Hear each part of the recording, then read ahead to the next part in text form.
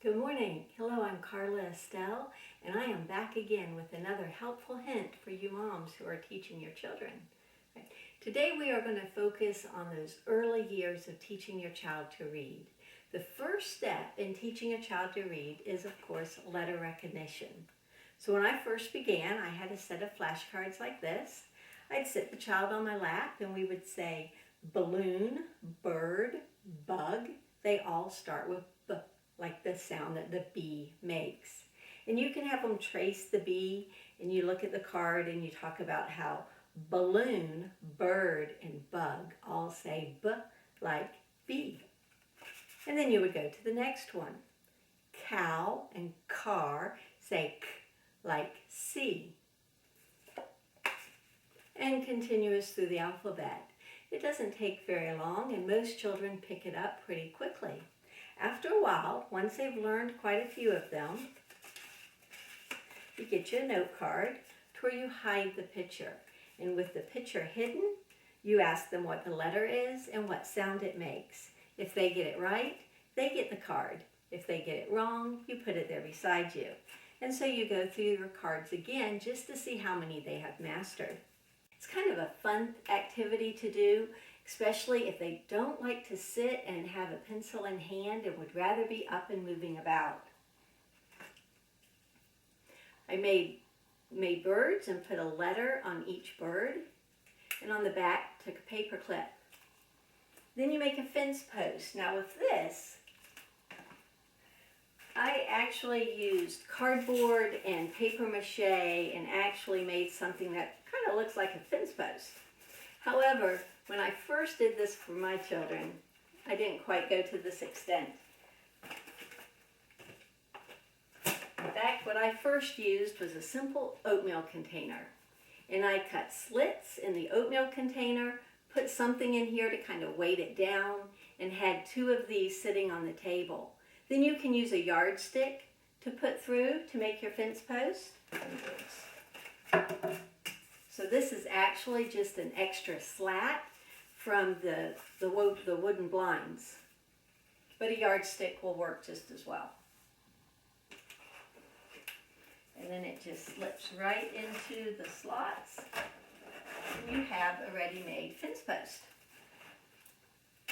The birds all store nicely in a peanut butter container.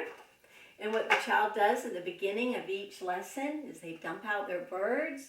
On here I actually used an oil-based pen and drew the letters onto our fence post. So they would be learning their alphabet and learning the alphabetical order as they put them on. There are so many words that require an extra E. I went ahead and gave 2 E's.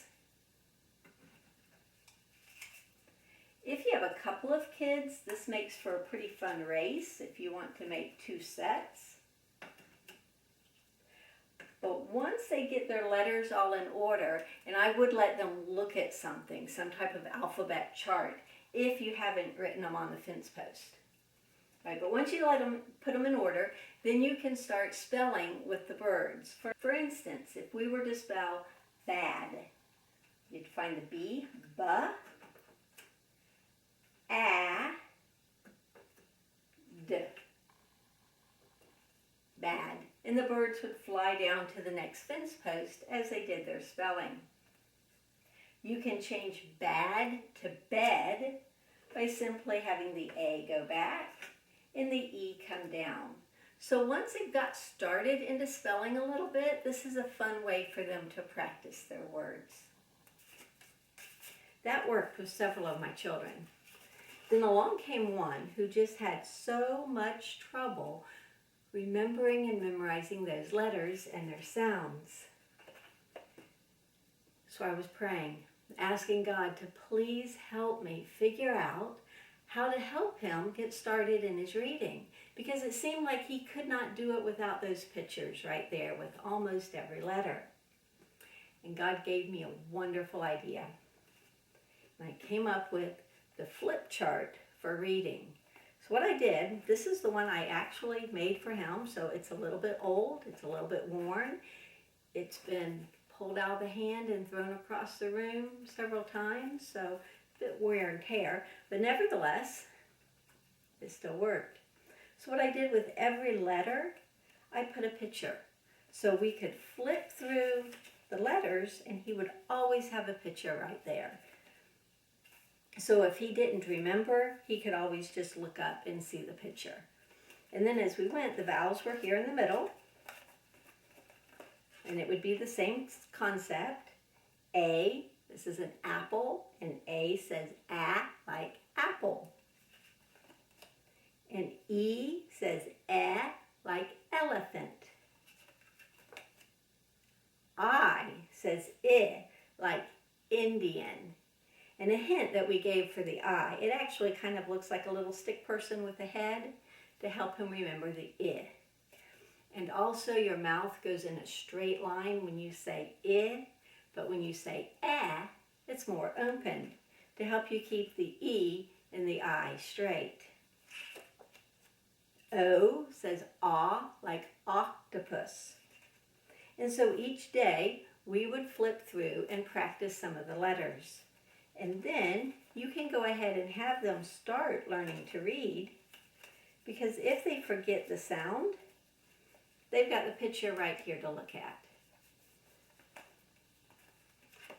So you would set up, first starting with B says B like bell, A says A like apple, and T says T like table. And then you slowly get them to learn to run it together, to where instead of saying B says B like bell, you just start with the B, B, bell, B. A, apple. T, t, table. Then you cut it down to just that first sound. B, A, t, bat. Some kids catch on to that really quick. Other kids, it takes a while. But once they get the at down, all you have to do is change that first sound. So here we have mountain. M says M like mountain. And notice the mountain looks like an M. So you've got M, at, mat. So this is real easy to make at home. I will quickly show you how. Take a piece of cardstock. You cut out little squares of paper. You staple it to the bottom of the cardstock. And the paper folds up and the cardstock folds up. I'll show you that one more time. So you've got your stacks of paper stapled to the cardstock. Your paper folds down and your cardstock folds up. Your vowels go in the middle, beginning sounds and ending sounds. And then you flip each one and you draw a picture above the letter. Now, in case you think that's a little bit more work than what you want to handle, I sell these now. They're $10 a piece. Shipping and handling would come to about $12. So they're ready-made.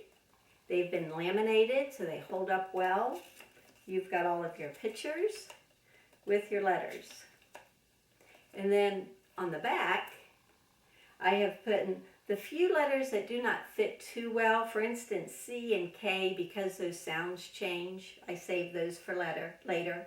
Your Q, your V, Z, W, and Y. But they're on the back with their list to read. Once they've learned all of these letters, it's very easy for them to pick up here. And then at the bottom, adding that silent E and changing your vowel is also here on the back. So if your child is having trouble remembering those letters and the sounds they make, this is an excellent tool. Either make your own or order one from me, either way.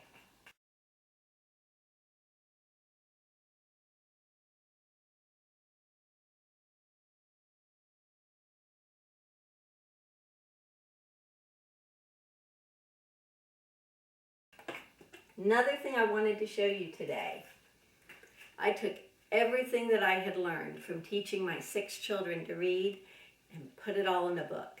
For math, I was able to make the DVD, which shows how to teach a 1st through 2nd grader math. For reading, I put it all in book form. One thing that I show is what we did the other day. with the crazy 8 in the alphabet, and I have it all written out here for you.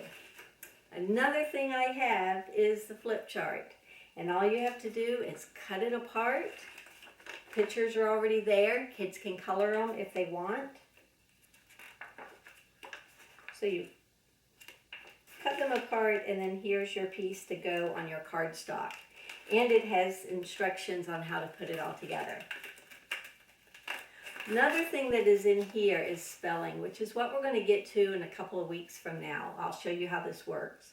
But I went through and took all the phonics spelling rules, rearranged them so they're a little bit more easier to remember, and made a list of words that go with that rule. So you can easily teach your child first to read the words and later spelling using these same things. So each week it's a new rule that they're learning. And there's 21 in here. With the reading book, it starts with letter recognition, but it actually ends with teaching your child how to diagram and write sentences, which is about 5th grade level. Goes through all the spelling rules up to about 5th grade level as well.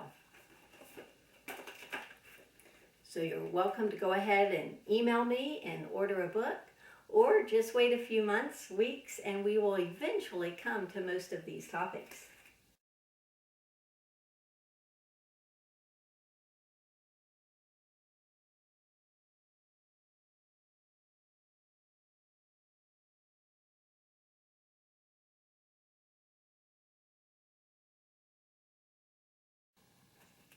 One last thing I want to show you. Oftentimes, many kids get their B's and D's confused. So a neat trick that I had learned to keep them straight is actually using the word bed. So first you have the kids draw 3 circles. And with a few of my kids, we put this on the top of every single page, just so they could always refer back to it.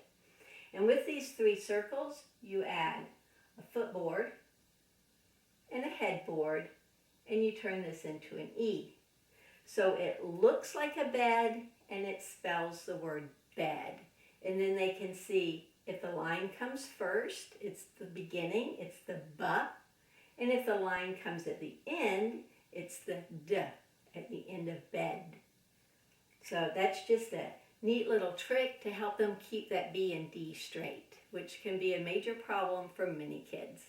All right, well, until next week, practice what you've learned here and drop me a line and tell me how it works for you.